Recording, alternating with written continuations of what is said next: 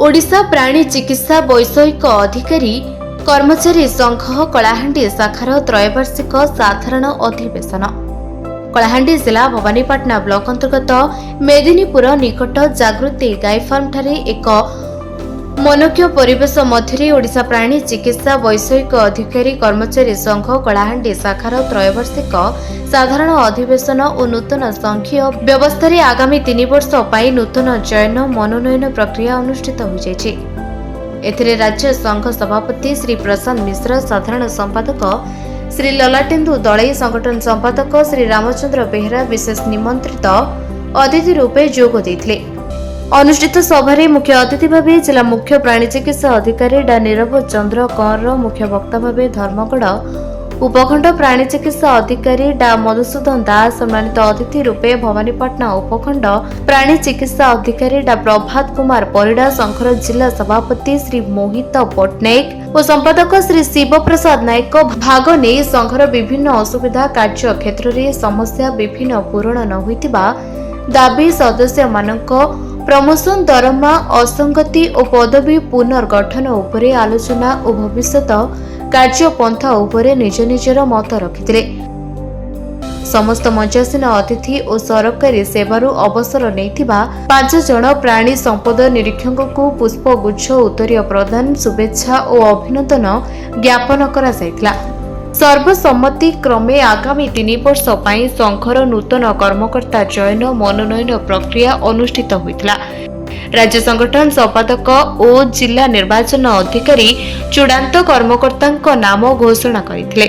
श्री मोहित पट्टनायक सभापति, श्री शिव प्रसाद नायक संपादक, श्री स्वाधीन प्रधान उपसभापति श्री रामकृष्ण बेमाल, कोषाध्यक्ष श्री मुरारी प्रधानी, संगठन संपादक और अन्य कर्मकर्ता शपथ ग्रहण करथिले।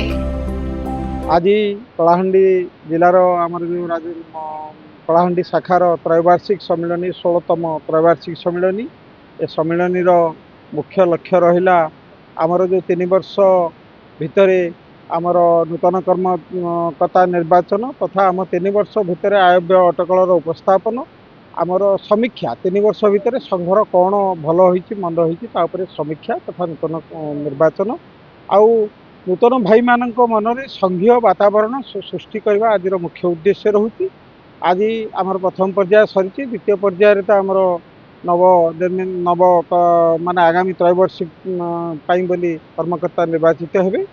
तेणु जो कर्मकर्ता मैंने आमर आसवे से मनरे केमिति आमे दृढ़ता सृष्टि करके आगक बढ़ेबू, संघ को मजबूत करूँ। आमर जो संघर दाबी रही आज त्रैवार्षिक सम्मेलन मुख्य उद्देश्य आमर विभिन्न प्रकार दाबी रही आज आलोचना हला। मु भी मो वक्तव्य कहूली सरकार रिसेंटली आम ये जो कैडर को एत अवहेलित करिसेंती 83 मसीहा पर 2024 मसीह गोटे कैडर रिस्ट्रक्चर कले द्वारा आम जो अवहेलित होइछु ता परवर्ती पर्यायर जो रिस्ट्रक्चर जबचार्ट सरकार प्रचलित करिसेंती सेथिरे जो प्रकार अवहेलित करिसेंती आमको जो प्रकार डेजिग्नेशन ठू आरंभ करके जो विच्युत करिसेंती आमको लाइफ स्टॉक माने भेटनारी चिकित्सा रु आमको अब्याहति देकी से लाइफ स्टॉक जोटा कि गोपालन रे सीमित रखिसेंती सरकार।